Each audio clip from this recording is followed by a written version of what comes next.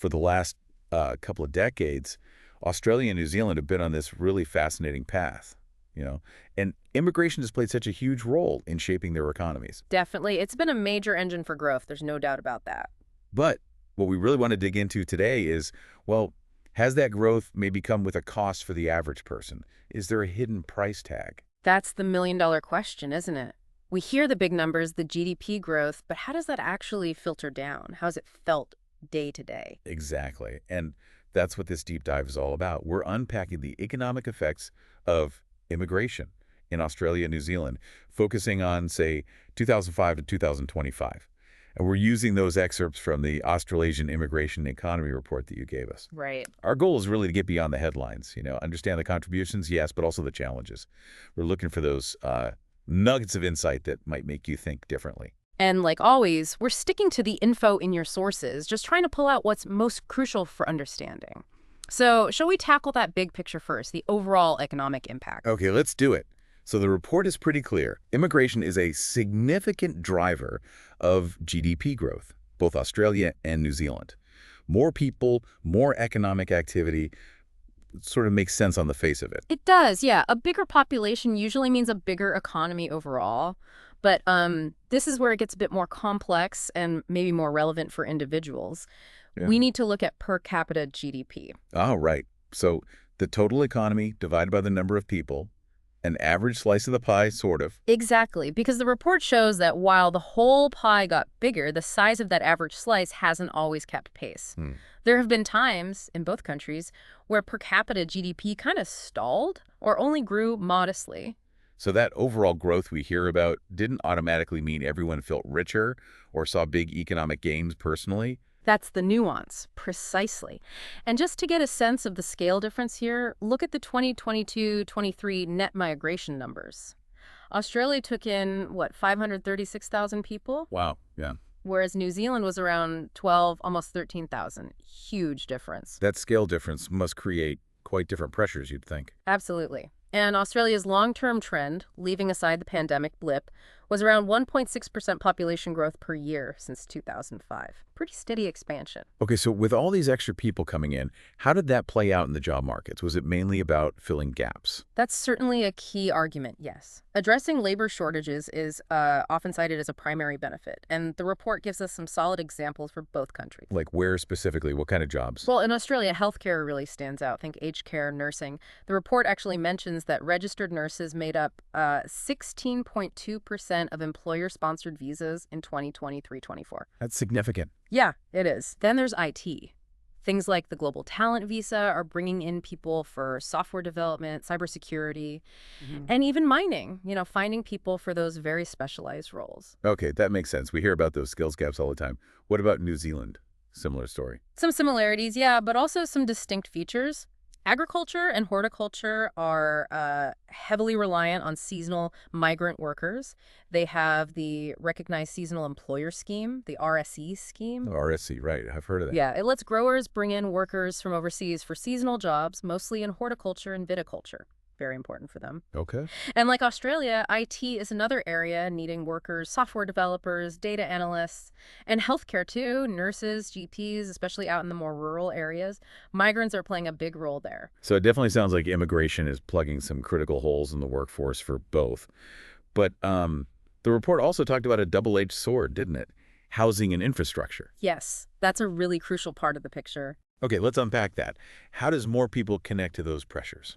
Well, the report draws a pretty direct line from high immigration levels to increased demand for housing.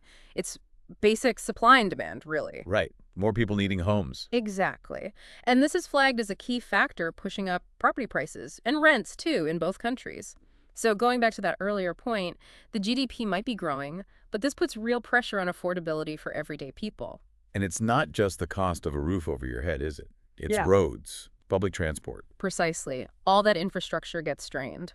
The report mentions congestion, challenges in keeping services like schools and hospitals running smoothly when the population grows quickly.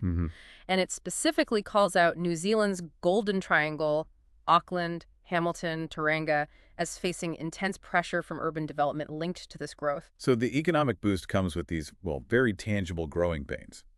Okay, let's dive a bit deeper into some specific sectors the report mentioned. Education sounded interesting.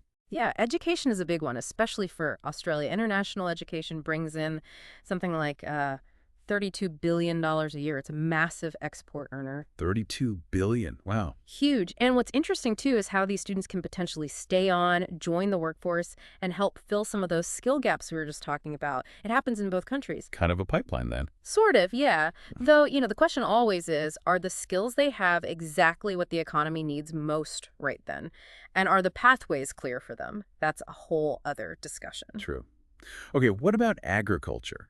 You mentioned New Zealand's heavy reliance. How does Australia compare in the report?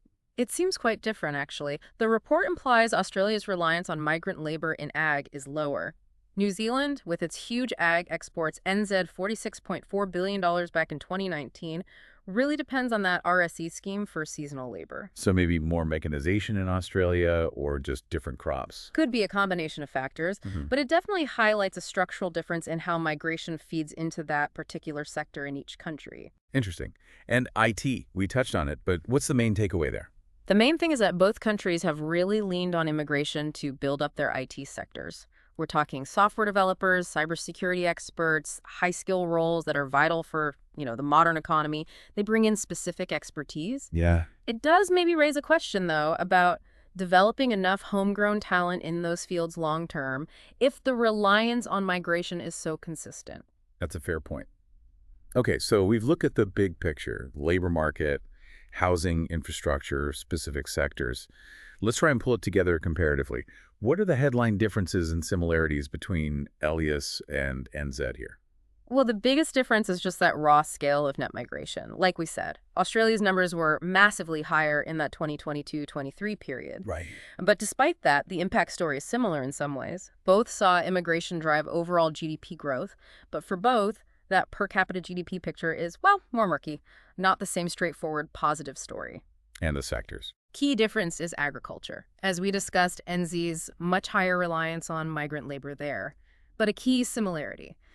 Both face those tough shared challenges with housing affordability and infrastructure strain because of immigration-driven demand. Okay, so given all that the economic pluses the specific industry needs, but also these significant challenges, what does this mean for policymakers? What's the balancing act they're facing? It really is a delicate balance. On one hand, you want the economic benefits, the bigger workforce, filling skill gaps, boosting demand. That's all good stuff for the economy. Sure. But on the other hand, you have to manage the downsides. How do you make sure you build enough infrastructure?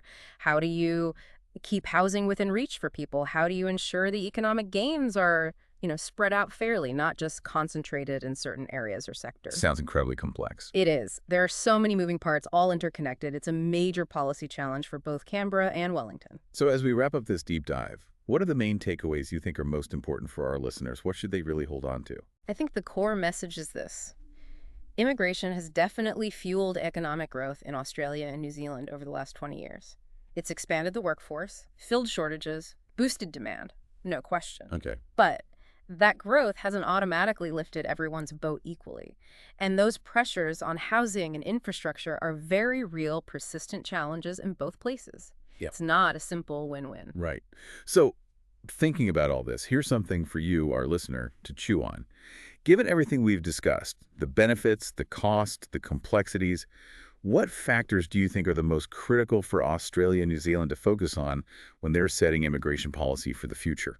If the goal is to maximize the benefits for everyone living there. Yeah. Or maybe put another way, how can they make sure that the economic growth that comes from immigration actually translates into real, tangible improvements in quality of life across the board? It's a tough one. No easy answers there, but definitely something worth thinking about. Indeed. Understanding that complex interplay between migration, the economy, and just, well, people's everyday lives is going to be crucial for both countries moving forward.